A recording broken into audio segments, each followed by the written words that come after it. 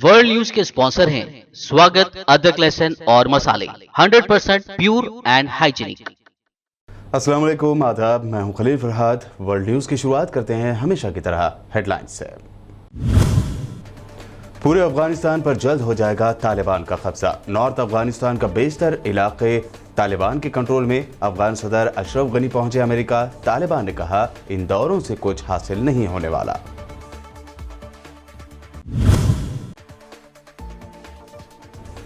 रूस ने ब्रिटेन को दी धमकी। कहा, बहर अस्वद में अगर ब्रिटेन दोबारा टेस्ट करता है तो उसके जंगी जहाज पर बमबारी करते हुए कर देंगे तबाह।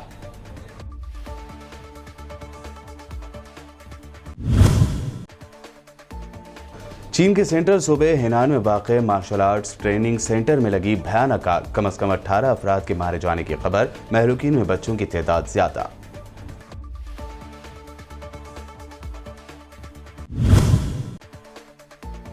इमरजेंसी को याद करते हुए वजीर आजम नरेंद्र मोदी ने किया ट्वीट। कहा, कांग्रेस ने इमरजेंसी लगाकर हिंदुस्तानी जमहूरियत को कुचल दिया था।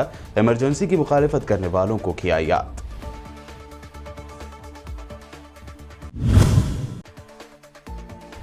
जम्मू कश्मीर के लीडरों के साथ हुई मीटिंग में मोदी सरकार ने कश्मीर की हदबंदी पर मांगी राय। इलेक्शन से पहले हदबंदी पर दिया जोर। बेशतर कश्मीरी लीडरों ने जाहिर की ना इत्तेफाकी।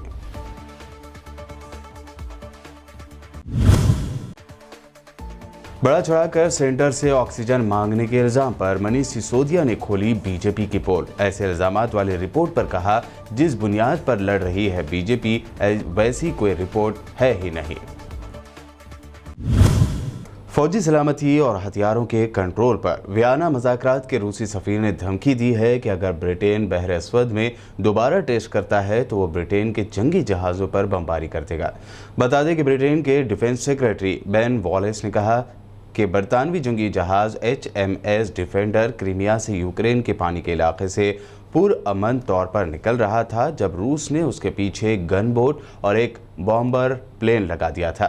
वहीं रूसी डिफेंस मिनिस्ट्री ने कहा कि जेट ने बरतानवी जंगी जहाज़ के रास्ते में 4 बम गिराए। रूस की जानिब से ब्रिटेन को दी गई ये धमकी खित्ते में सियासी एक्सपर्ट इसे वर्ल्ड वॉर 3 की आहट मान रहे हैं।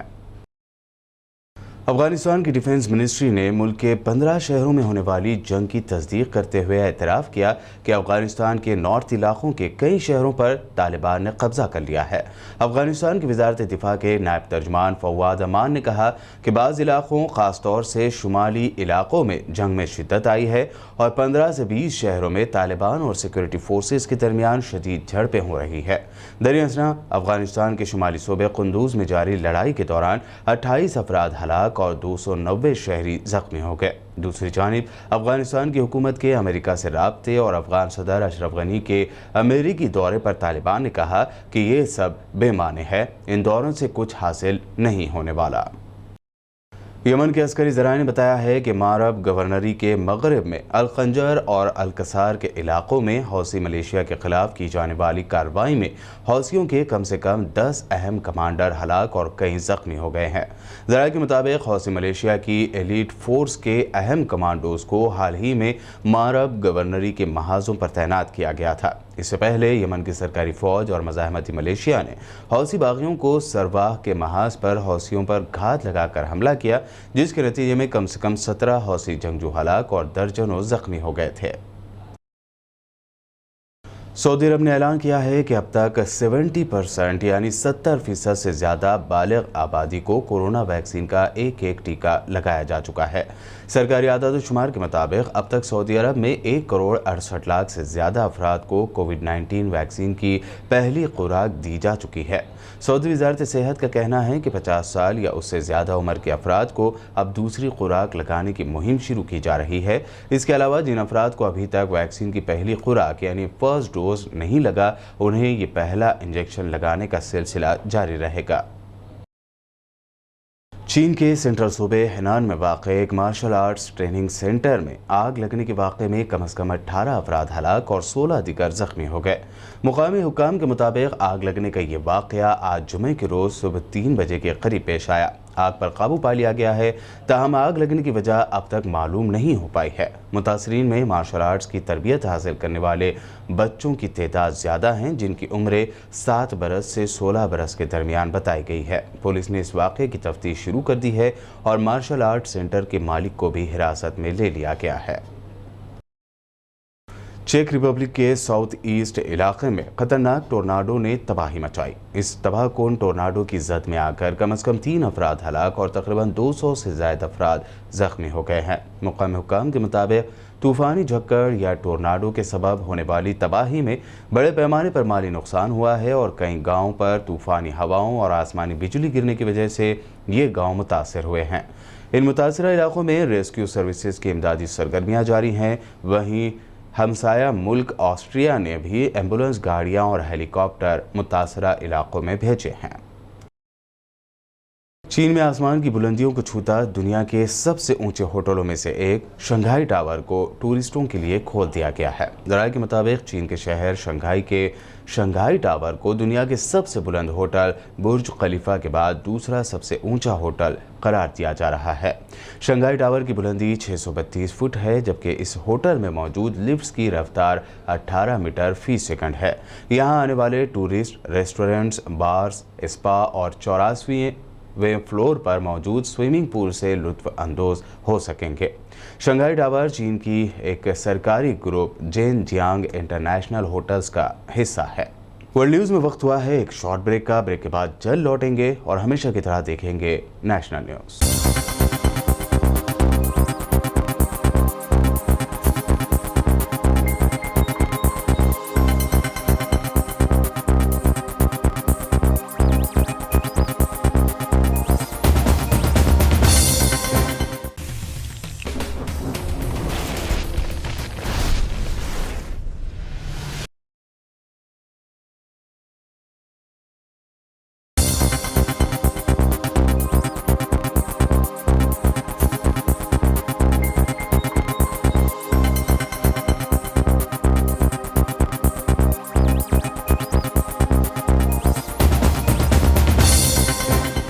ब्रेक के बाद आपका दोबारा खैर मकदम है। आइए अब देखते हैं अहम नेशनल न्यूज़। वज़ीर-ए-आज़म नरेंद्र मोदी ने आज ट्वीट करते हुए इमरजेंसी के दौरान हिंदुस्तानी जमहूरियत की हिफाजत करने वाले उन सभी हमवतनों को याद करते हुए कहा कि कांग्रेस ने इमरजेंसी लगाकर हिंदुस्तानी जमहूरियत को कुचल दिया था। नरेंद्र मोदी ने जुमा को ट्वीट करते हुए लिखा कि कांग्रेस ने हमारी जमहूरियत को कुचल दिया था। हम अब तमाम अजीम हस्तियों को याद करते हैं जिन्होंने इमरजेंसी की मुखालिफत की और हिंदुस्तानी जमहूरियत का तहफ़्फ़ुज़ किया। इमरजेंसी को ब्लैक डेज़ को कभी भी फरामोश नहीं किया जा सकता। साल 1975 से 1977 तक का अरसा इस बात का गवाह है कि किस तरह से इदारों को मिसमार किया गया। एक दीगर ट्वीट में उन्होंने कहा कि आइए हम हिंदुस्तान की जमहूरियत के जज्बे को मुस्तहकम बनाने के लिए हर मुमकिन कोशिश करने का अज़म करें।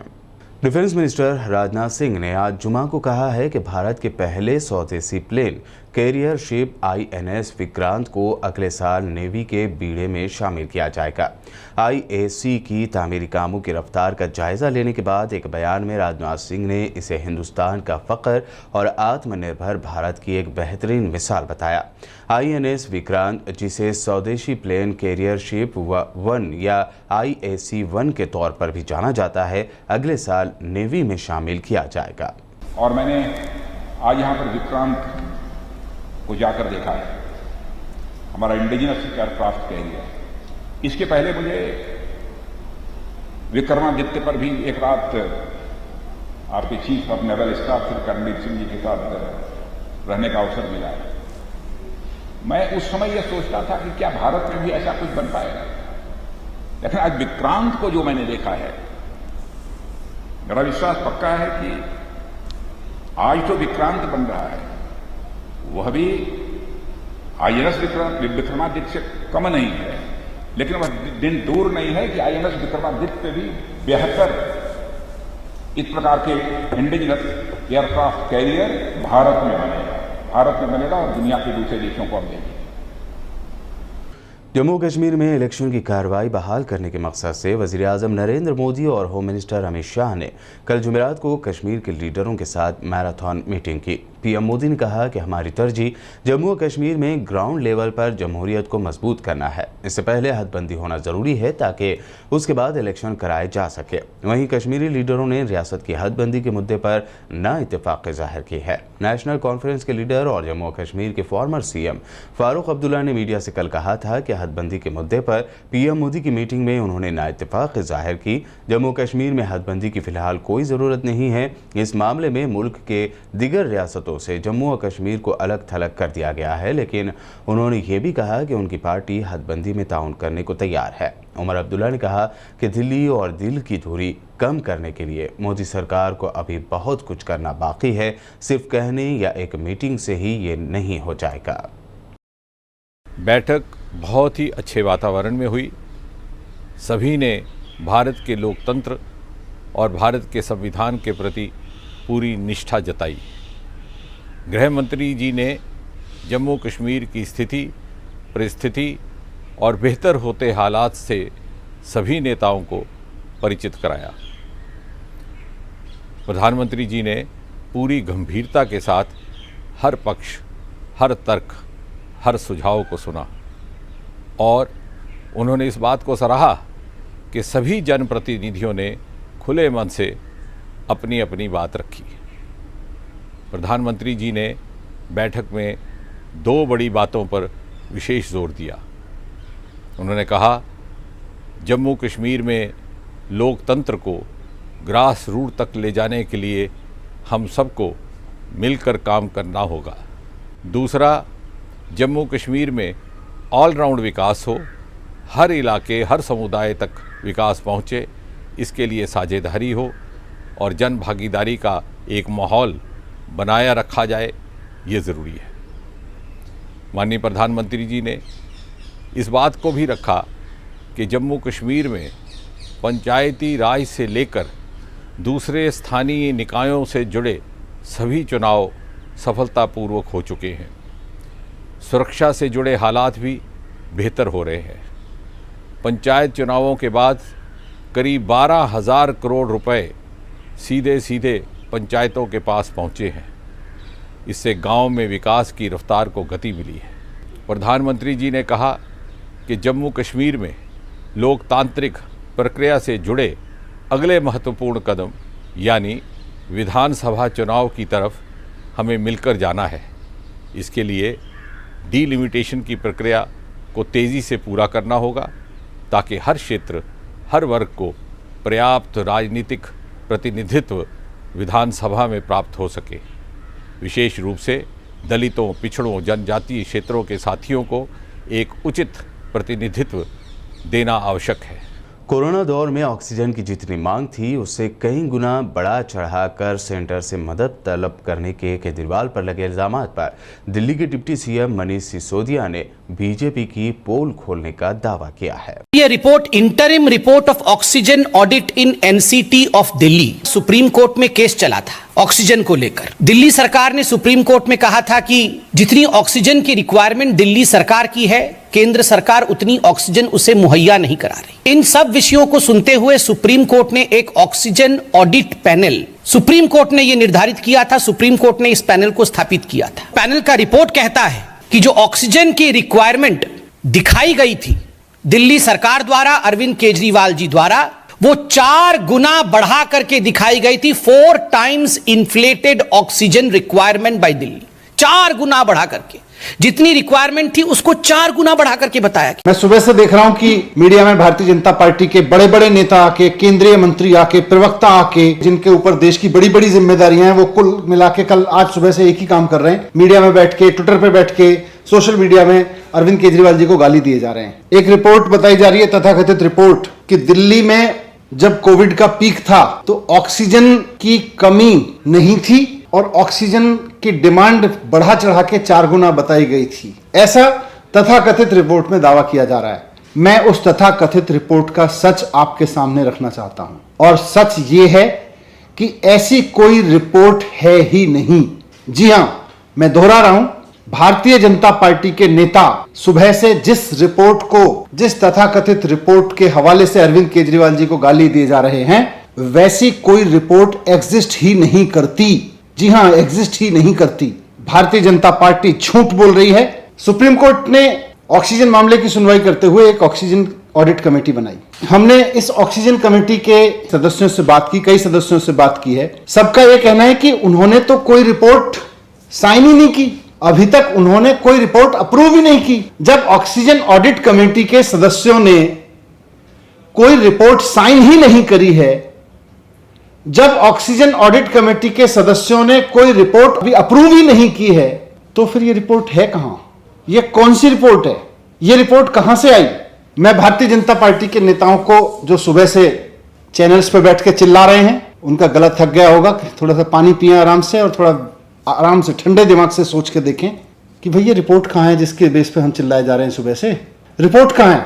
क्या कोई ऐसी रिपोर्ट है ऑक्सीजन ऑडिट कमेटी की जिसको उसके सदस्यों ने अप्रूव किया है, जिसको उसके सदस्यों ने साइन करके दिया है? मैं चुनौती देके कहता हूं कि रिपोर्ट लाइए। कहां है वो रिपोर्ट जिसको ऑक्सीजन ऑडिट कमेटी के सदस्यों ने अप्रूव किया हो और जिसको ऑक्सीजन ऑडिट कमेटी के सदस्यों ने साइन किया हो?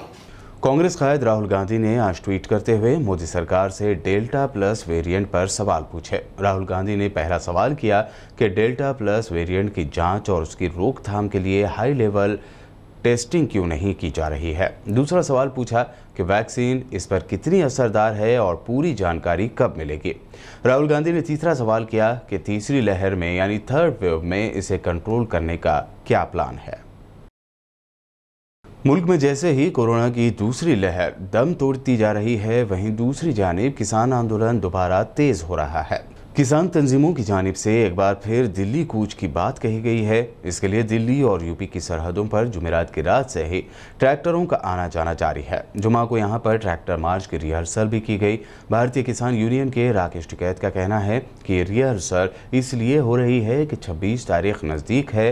किसान 26 तारीख को कभी नहीं भूलेगा। हर महीने 26 तारीख आएगी, किसान ट्रैक्टरों की रिहर्सल ज़रूर करेगा। राकेश टिकैत ने तंजिया अंदाज में कहा कि ट्रैक्टर दिल्ली का रास्ता ना भूल जाएं, इसलिए उनकी रिहर्सल करनी पड़ती है। और अब आखिर में हेडलाइंस पर एक और नजर।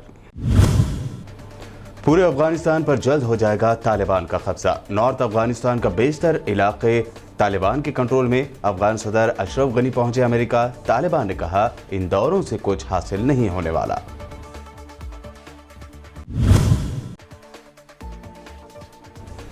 रूस ने ब्रिटेन को दी धमकी, कहा बहर अस्वद में अगर ब्रिटेन दोबारा टेस्ट करता है तो उसके जंगी जहाज पर बमबारी करते हुए कर देंगे तबाह।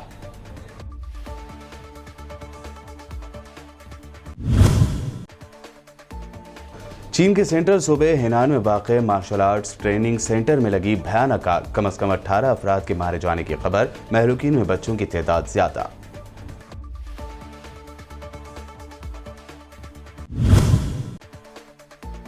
इमरजेंसी को याद करते हुए वजीर आजम नरेंद्र मोदी ने किया ट्वीट, कहा कांग्रेस ने इमरजेंसी लगाकर हिंदुस्तानी जमहूरियत को कुचल दिया था।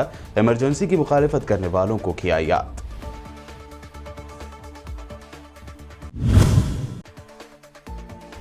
जम्मू कश्मीर के लीडरों के साथ हुई मीटिंग में मोदी सरकार ने कश्मीर की हदबंदी पर मांगी राय। इलेक्शन से पहले हदबंदी पर दिया जोर। बेशतर कश्मीरी लीडरों ने जाहिर की ना इत्तेफाकी।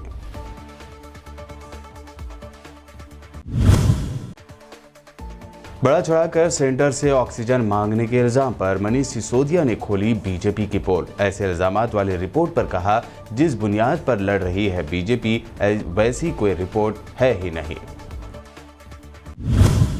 वर्ल्ड न्यूज़ में ये थी अब तक की अहम नेशनल और इंटरनेशनल न्यूज़। हमारे चैनल को सब्सक्राइब, लाइक और हमारे वीडियोस को शेयर ज़रूर करें। मज़ीद अपडेट्स के लिए देखते रहिए BBN चैनल।